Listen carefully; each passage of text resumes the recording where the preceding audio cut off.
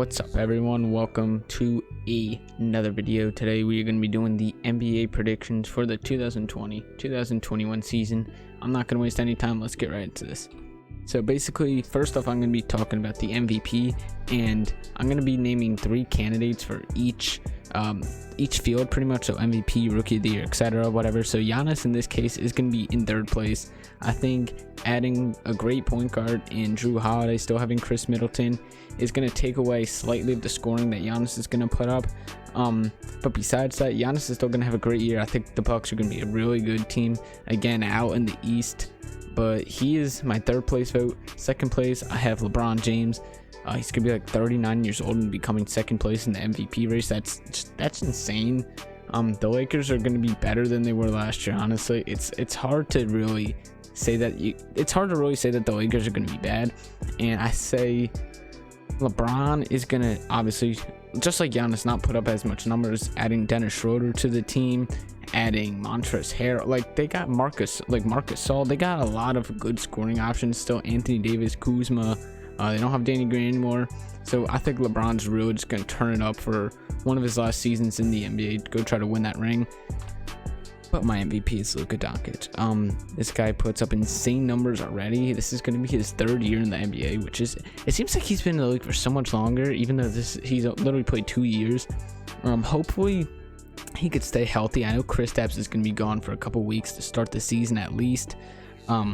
But I'm excited to see what this kid could do. I'm expecting him to put up near triple-double averages on the season. But Luka Doncic is my MVP.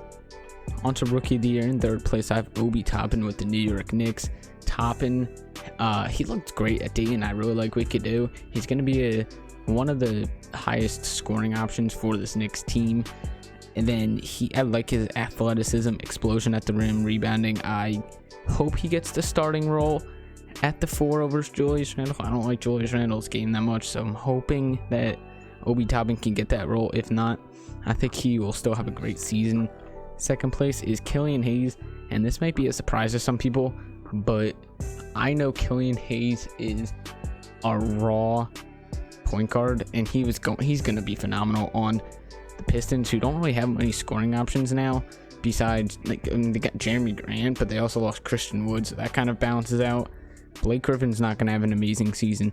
Derrick Rose hopefully does, but I think Killian Hayes is going to put up ridiculous numbers in his rookie year. But he's 2nd place behind the one and only. We knew this was going to come. LaMelo Ball, Rookie of the Year. He's going to dominate his 1st season in the NBA. On the Hornets, he's going to look good in those jerseys. I was going to do a city ranking jersey, but I decided not to, just because it's kind of late and I wasn't really feeling it. Yeah, LaMelo Ball, Rookie of the Year. I could see him putting up somewhere around 15 and 5 and 5. I don't see him shooting super efficient from the field, to be honest with you, but it's LaMelo Ball. Obviously, he's not going to do it. That's the one thing that he needs to improve on. Rookie of the Year goes to Melo Ball. Defensive Player of the Year. Anthony Davis is 3rd this year. He was 2nd last year behind Giannis.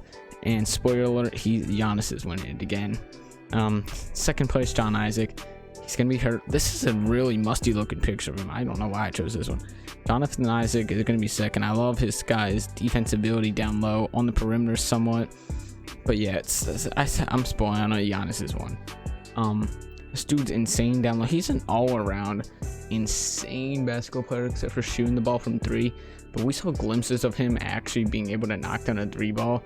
Let's hope that his team can actually be successful in the playoffs, because he needs to focus on that more than winning MVP and Defensive Player of the Years. 6th Man of the Year. I have Dennis Schroeder at 3, just because we're not 100% certain if he's going to be starting at point guard or not, or coming off the bench. Now, if at the start of the season he is coming off the bench, I think he will win Rookie of the Year, but not Rookie of the Year, 6th Man of the Year. But just for this instance, since I'm not 100% certain, I'm only going to have him at 3, and then ahead of him, I'm going to have his former teammate for OKC, Danilo Gallinari. Can I not talk? Danilo Gallinari for the Atlanta Hawks. He's most likely not going to be starting, because John Collins is at the 4 and Danilo runs the 4. So I don't see him I don't see him starting at the 3. So he's most likely going to be a 6-man on this team, alongside Chris Dunn and Onyeka. The Hawks team is looking nice. We're going to get to the standings later on. But at the 1, I have Devontae Graham. He's going to be backing up point guard LaMelo Ball, who's going to be winning Rookie of the Year. So I got two Hornets winning 2 awards so far, Rookie of the Year and Sixth Man of the Year. Devontae Graham, I love his scoring.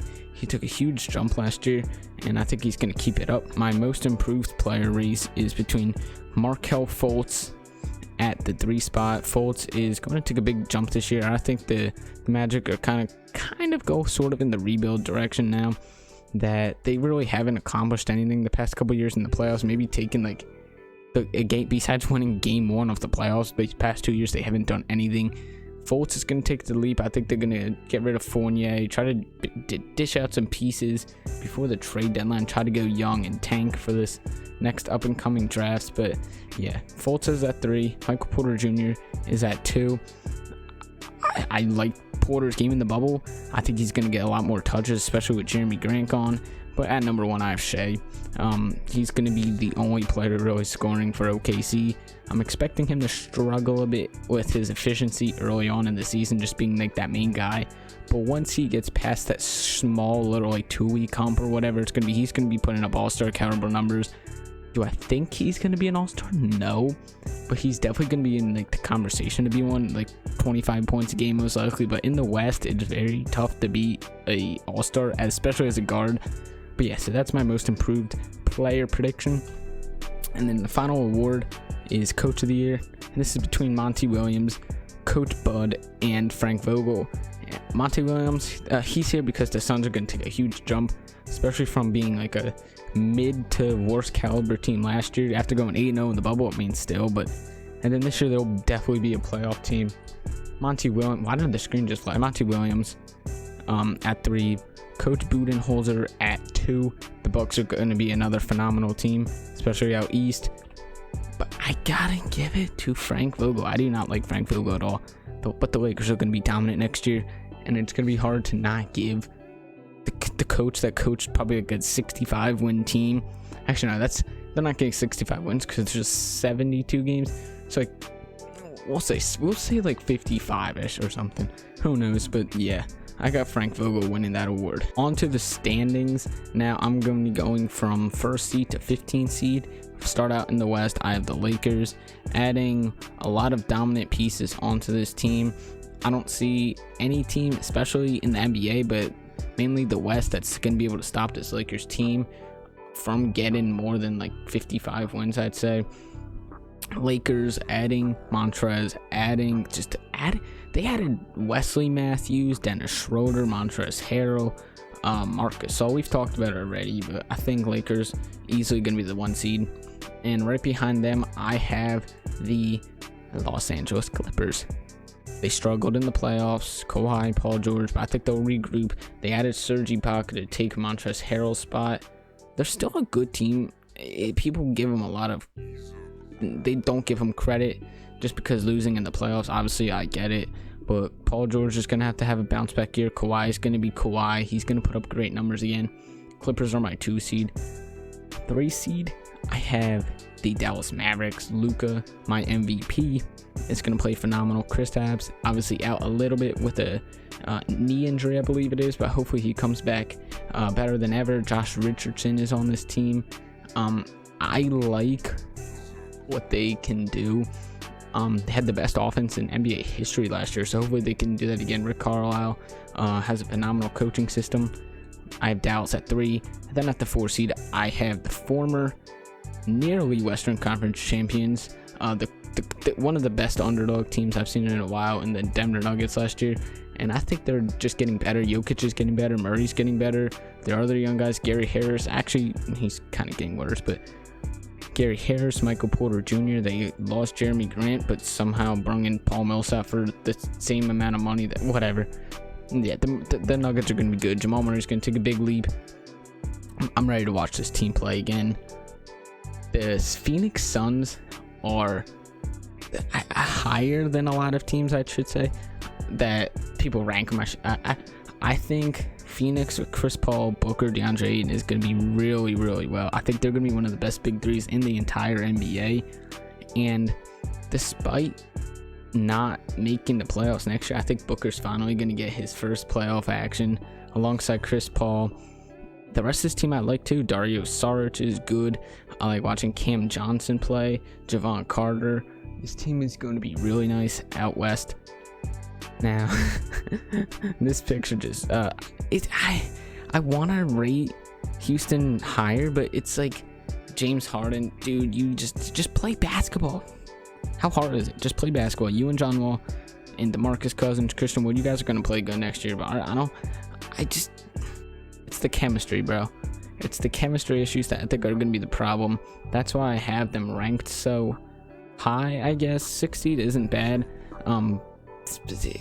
James Harden just needs to get his act together and just play basketball and get out of the club.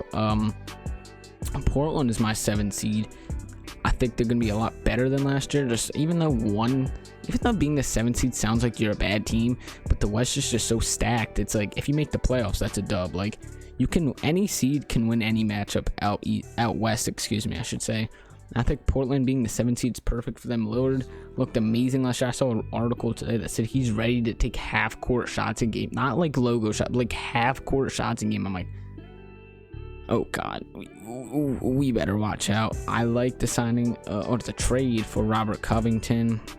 Nurkic is probably going to be fully healthy again. We saw him in the bubble, but that was literally just off an injury. So with a full offseason of workouts and whatnot, I think Nurkic is going to look great again.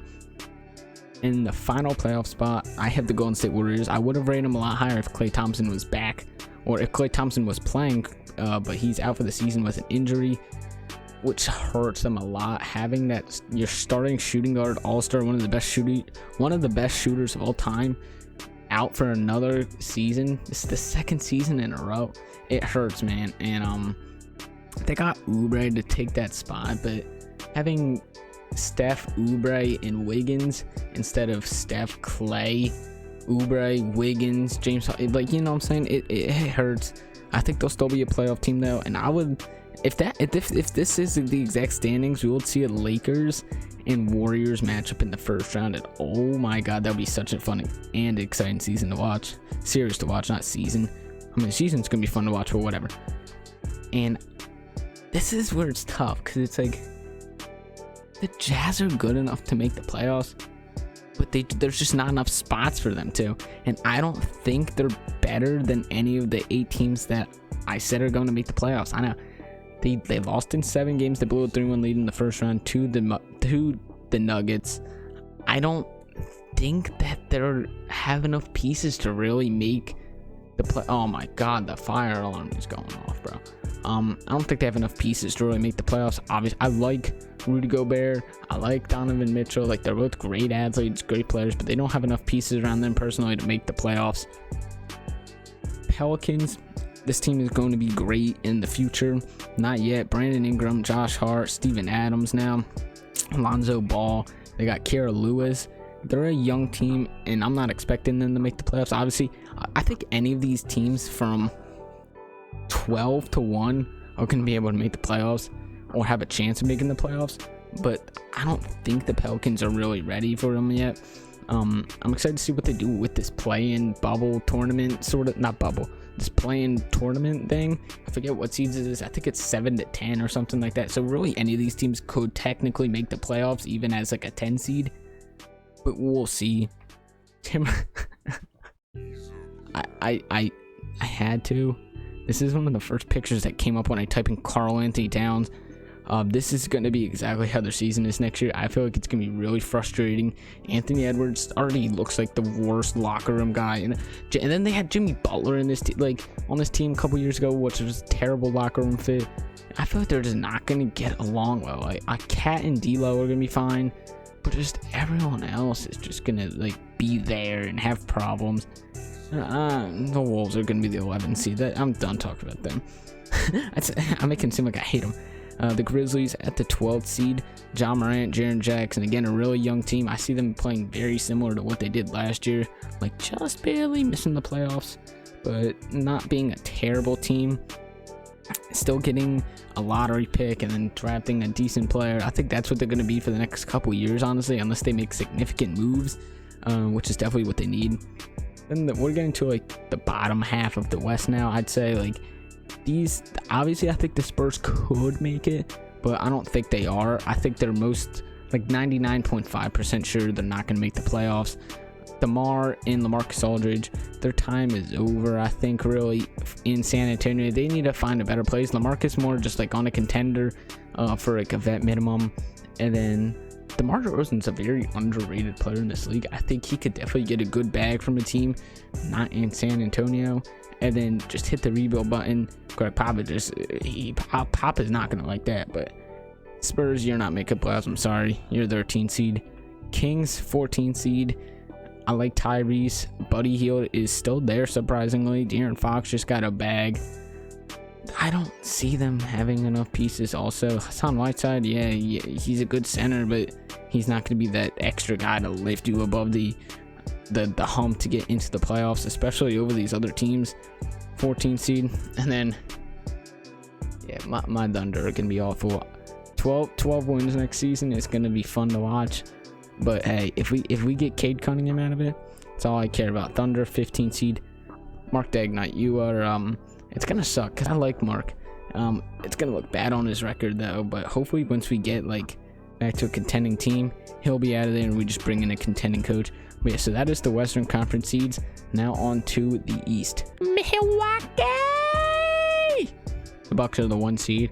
Giannis, Chris Middleton, Drew Holiday, they're slightly better than they were last year. Now the problem is making it past the second round. You can't be losing to the Heat. And not that the Heat are a bad team, but I don't see a situation where they're gonna really be able to keep Giannis with postseason struggles. They're gonna play great in the regular season once again. I like what they did. Actually, no, I don't like what they did in the offseason, giving up so much picks and whatnot. But I think the team on paper is better, and they're gonna perform better than they did last year slightly. They're the 1 seed for me. 2 seed, I have the Boston Celtics. This team's only going to get better. Kemba's slightly going to get worse just because of age, whatever. But these two on the screen right now, Jason Tatum and Kemba Walker. Jason Tatum and Jaylen Brown. These guys are going to be one of the best young duos. They already are one of the best young duos in the league, if not the best. And I think they're going to be one of the best duos in the future.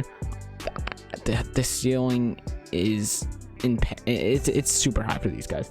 And the 2 seed, the Celtics are one of my favorites to win the championship. I have a weird feeling about it, but I think they might be able to do it. 3 seed, I have the Sixers. I had the Sixers at the 3 seed last year, and they were like this, what were they, the 5th seed, and got swept in the first round by that Celtics team. It was embarrassing. Obviously, they didn't have Ben Simmons. It was embarrassing, though. And I think they'll have a good bounce back here. They added Seth Curry to the team. Tyrese Maxey, who I love. Tyrese Maxey, he was one of the best deals of the draft. Sixers better play well, or I would not be surprised if one of them got shipped out of there. They got a new head coach. They got a new GM. Sixers are going to be good this year, definitely. And then, so good that I have them over the Brooklyn Nets. KD and Kyrie, they're hooping together. We're going to see them play, finally. I don't like KD, obviously, for obvious reasons. I'm an OKC fan. Yeah. Kyrie, we didn't see that much of Kyrie last year. And I think the craziest thing is that one night we can watch a Nets game and be like, oh my god, Kevin Durant's so good. Like, this is the Kevin Durant show. And then the other night, we're going to see Kyrie and be like, oh my god, Kyrie Irving's so good. This is the Kyrie Irving show. And then there's going to be nights where both of them are just like, they're both on that same level. They have like 35 points each. It's like the KD and Brown thing in the game 6 of the finals or whatever that was. And there'll be like this slight night where it's like Karis LeVert doing his thing or whatever. But the Nets are going to be scary. And as long as both of them stay healthy, this whole team stays healthy, really, they are going to be a team to come out of the East. And then the 5 seed, I have the Miami Heat. Don't get me wrong, I really enjoyed watching the Heat, especially making that finals run. But do I think they're really contenders again? I don't think so. I think they're going to be a great playoff team. But would I call them a finals contender once again? I just don't think so. I think they're still one more piece away from being a good finals contender. And Giannis 2021? I mean, I think so. Just keep Giannis in the East. That's all I'm saying. Keep Giannis in the East. I'm fine with that. Raptors at 6. Kyle Lowry, Siakam, Freddie, Aaron Baines at the center. OG is going to get better. Chris Boucher is going to get better. Matt Thomas possibly. This team is interesting. I think it's all about chemistry and coaching. This team could be one of the best teams in the East, and they could be higher than the 6th seed, but I could definitely see them just being bad for some reason, being like the 10th or 11th seed. Obviously they're most likely to be better, but I have them like right in the middle, right at the 6th seed. Wizards are at the 7th seed. This is gonna be my favorite team out west. Try to guess why. Mr. Russell Westbrook. This guy right here. Yeah. Bradley Beal and Russell Westbrook. Man, I'm excited to watch them. I just ordered my Russell Westbrook Wizards jersey. I was pissed because I ordered 0 because I thought he was going to be wear 0. Then literally 10 minutes later, I got the alert saying that he was going to wear number 4. So then I had to like message the dude that like makes the jerseys or whatever. And he got back to me. He's like, yeah, I got you with the 4. I'm like, my guy. Yeah. Back on track. Wizards at 7. This team reminds me a lot of like the first year Westbrook and Paul George. Or Westbrook's going to be Westbrook, obvious. Who else is he going to be? And then Bradley Beal is going to have like that similar Paul George kind of like style, I guess. Sure, style. That's the word I want. Yeah. Last team I have making the playoffs is going to be the Indiana Pacers. I didn't really want to give the Pacers the 8th seed because I think teams like the Hawks and the Magic are better than them, but at the same time it's like I don't see the Pacers missing the playoffs. I was really debatable between having the Pacers and the Hawks. I have the Hawks at 9, but having these two teams flip-flopped, I really like what the Hawks could do. I'm gonna move over to the Hawks. I really like what the Hawks could do. They have a really deep young team, but I could see this team making the playoffs easily, but I just don't see the Pacers missing. And I could see the Hawks missing it more than the Pacers, I should say. And I wouldn't be mad if the Hawks didn't make it. I don't think they shouldn't have to worry about making the playoffs. Like, it's not a team that's gonna be, oh, if they miss the playoffs, then they're over. It's like, but I think the Pacers have more of like a chip on their shoulder to win a playoff series. They got swept by the Heat last year, which wasn't a good look for them. I saw TJ Warren like hoop. But is he gonna be able to do that again, or is it just like a once in a time occurrence? I think he'll be better, but he's not gonna be on that same level as he was in the bubble. Well, I will guarantee you that. I know TJ Warren. He's not. I don't physically know him, but like, you know what I'm saying. Magic at 10. They're in a weird spot. Too much power forwards on this. Too much forwards in general. Not enough of anything. I like Vucevic. Vucevic is one of the most underrated bigs in the league, and I think he is a top 10 center too. He has a lot of potential, and I think he needs to really go on like a contending team to show his true potential. But he's stuck in Orlando, where I don't see him really ever doing anything for the rest of his career if he stays there. Yeah, Magic are at the 10th spot, and I have the Hornets at the 11th. I don't know why this picture is so blurry looking, but LaMelo could lead this team to a playoff spot. But do I think he will? No, he's going to win Rookie of the Year. He's going to have a 6th Man of the Year in Devontae Graham, but they just don't have enough to really push themselves over the edge, like I was talking about with other teams, to really get themselves into the playoffs. And they're not better than teams like the Hawks, the Pacers, Wizards, whatever. So I don't see them making the playoffs, and even if they do, they're gonna get swept in the first round by the Bucks. I'm gonna keep it a buck with you. Shout out Kenny. Bulls 12 seed. I want the Bulls to make the playoffs, man. I like watching this Bulls team. They had a terrible offseason. All they did was bring Patrick Williams in with the 4th pick, and I think that was kind of an L. I don't love that selection by them. And they're in a weird spot too. I think they definitely could have drafted better, and they would have had a better next couple of years just because of who they drafted or what they did with that 4th overall pick, just to have a better future. Not that Patrick Williams is going to be bad. I kind of hope he proves me wrong. But they're in a kind of a weird spot too. It's like they wanna try to make the playoffs under Billy Donovan, but like at the same time, you kind of just want to be bad and try to get another top pick in this draft, because this upcoming draft class is loaded. Yeah, 12th seed for the Bulls. 13th seed is the Cleveland Cavaliers. Yeah, it's the Cavs. Enough said, really. 14th seed, the Knicks. Like I said, enough said. And then Pistons. These two teams are really interchangeable. I think both of them are going to be pretty bad. Tank for Cade. Both of them need a good starting point guard. Elfrid Payton's not going to be that guy. Not Theo Maledon. What am I talking about, bro? Killian Hayes can be that guy. So even if they have that number 1 pick, I don't think they would get Cade Cunningham. They'd probably go for like a Jalen Green. But anyway, yeah, that's going to round out the Western Conference and Eastern Conference standings for next year. Finally, I have the finals matchup, and I have the Los Angeles Lakers versus the Brooklyn Nets. We're going to get a KD Kyrie rematch in the finals. We're going to get... It's going to be such an entertaining... Can you imagine seeing KD and LeBron going at it, and then Kyrie on the other end of LeBron, but LeBron still got Anthony? Oh my God, bro, that would be such a good series.